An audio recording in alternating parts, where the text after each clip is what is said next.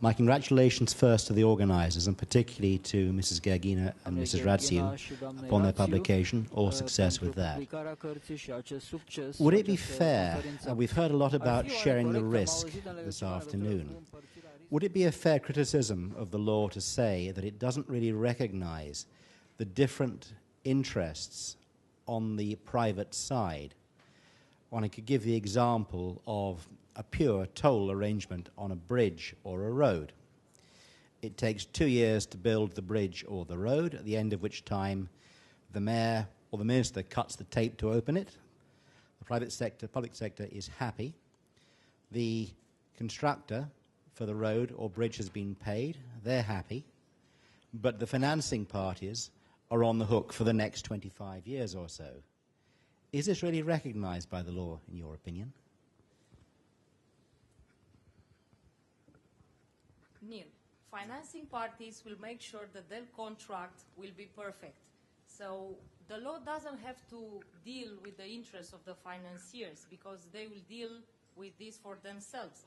The law just recognizes the fact that the private investor will ensure financing.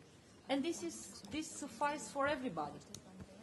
Meaning that the financiers of the project, the senior lenders, and also the sponsors of the project will make sure that they will enter the right arrangement. We have analyzed in the book the fact that the law doesn't prevent the parties from including in their contract a mechanism that will allow the financier to step in the contract. So the step-in mechanisms are perfectly compatible with the law as it is now.